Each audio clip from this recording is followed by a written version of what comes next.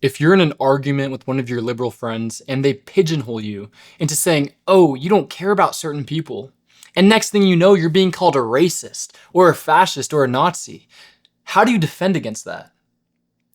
Well, there are just 3 levels to this that you need to know in order to win every debate against your liberal friends. Know these and you'll be controlling the flow like it's a piece of cake. Level 1 is understand their strategy.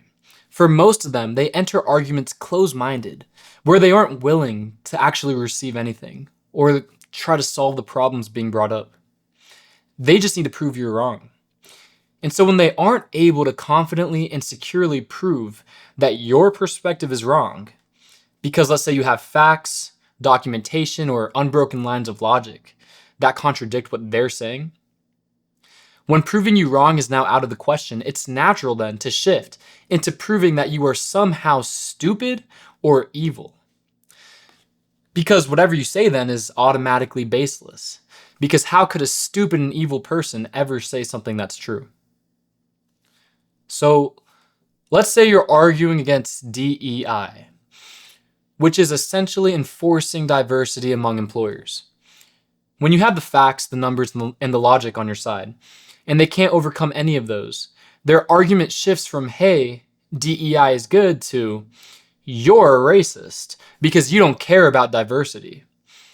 Or you don't have a degree in whatever, so you can't speak on it. See how easily a debate turns into having to defend your moral character. And just so you know how this actually happens, so you can better call them out, is when our politicians bring up a new stance like DEI, here's what's happening. They identify a problem, and these problems always have truth to them. That's what makes them so powerful. Recent estimates of the US population is 55% white. I lowered that a bit due to recent mass immigrations. And yet out of the US workforce, it's 76% white. So yes, the workforce is disproportionately white. Politicians see that and they say, this is unfair.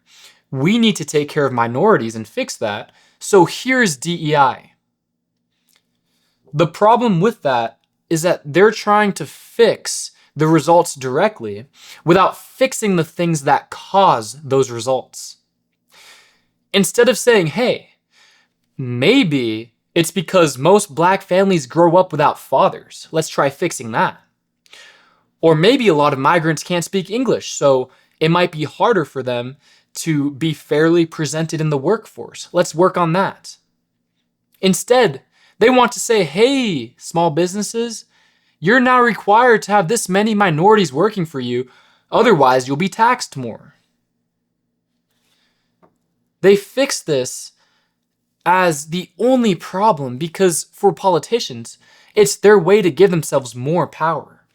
And so when you're arguing with the liberal friend, they see DEI as the only answer to helping minorities.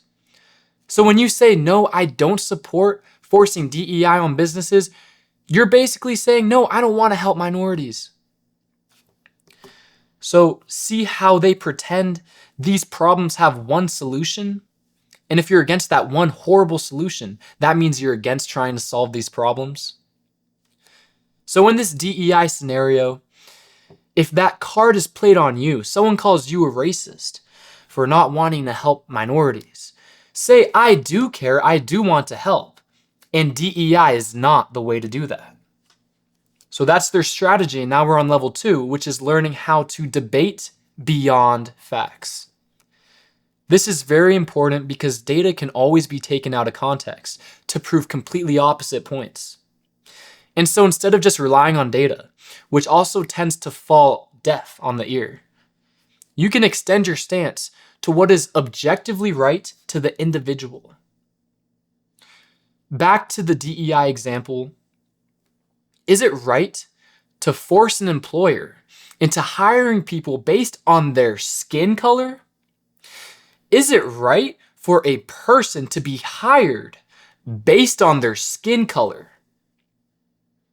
That's all DEI is. And so if they support DEI, they support hiring based on skin color.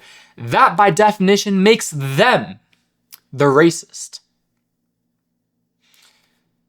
When you break down policies to what they're actually calling for at its fundamental level of what it demands for the individuals that it's impacting, you can see how right or wrong they truly are.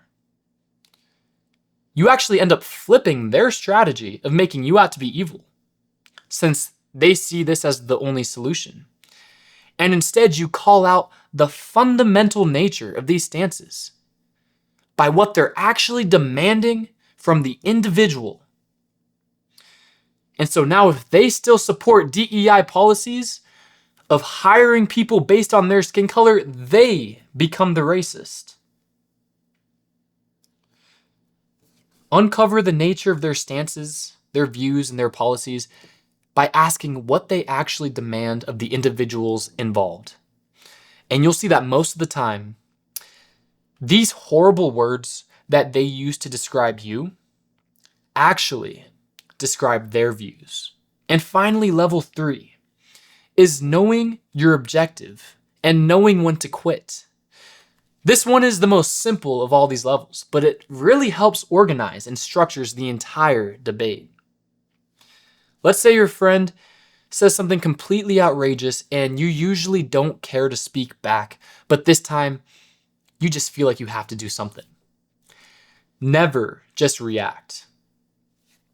That's how you go from debate to burning bridges. Basically, the first thing you want to say in response is usually not the first thing you should say, because that's just reacting. So you may react with, "That's so dumb," or "How could you think that way? You're stupid."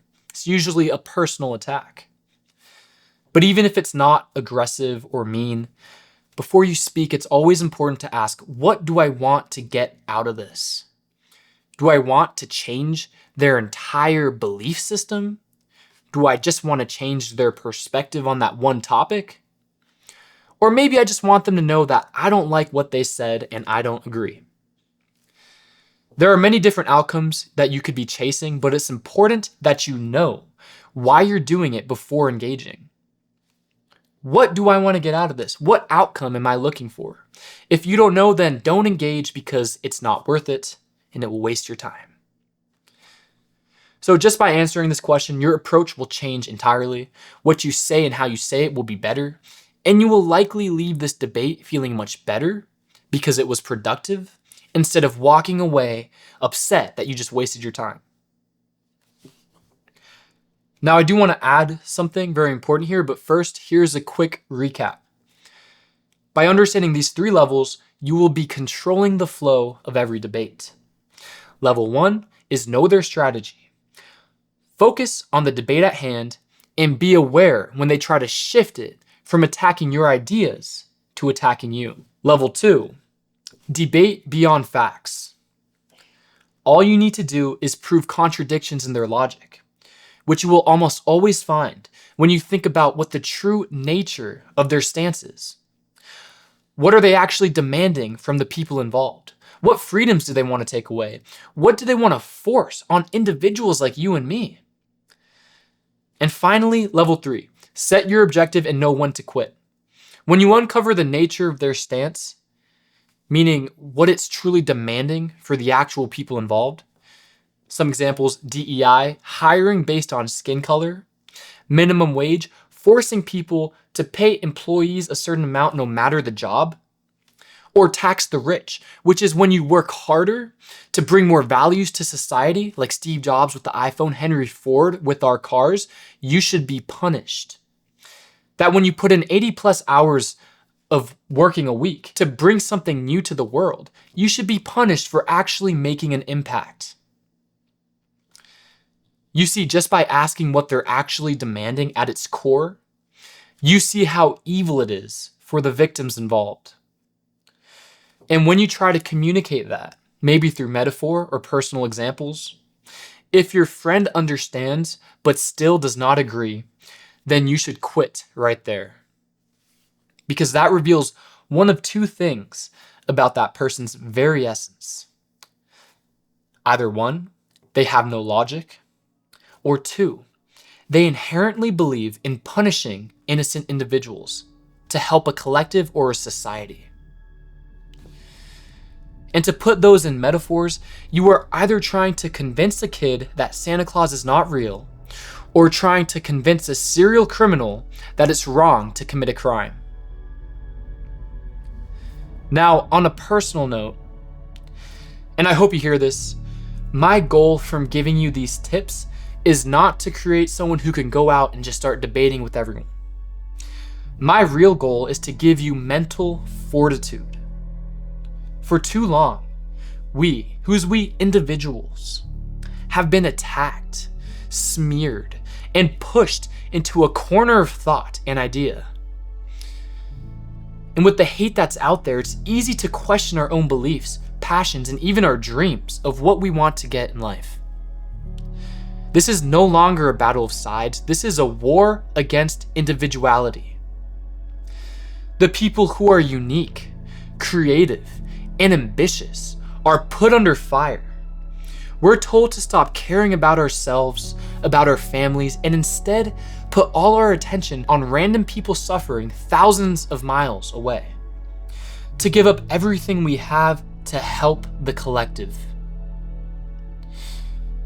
The truth is, it's the individuals with dreams that make a difference. Only by focusing on yourself can you actually build something big enough where you can maybe afford to start helping others. Helping yourself comes first. Never let anyone convince you otherwise. That is being an individual. That is being unique. So I don't want you to focus on debating the collective. Do what you want with these 3 levels of winning debates, but I hope that by giving you them, I'm helping you defend your individuality. To know that being yourself is right. That focusing on making your life better is the best thing you can be doing. That is the most righteous thing, building the vehicle that will take you to your dreams. Because nothing will help improve the state of this world more than the wild dreams of millions of individuals like you and me. Us who have our own talents, desires, and own values to bring to this world, that will always beat a single destructive dream being forced on everyone by the collective mind.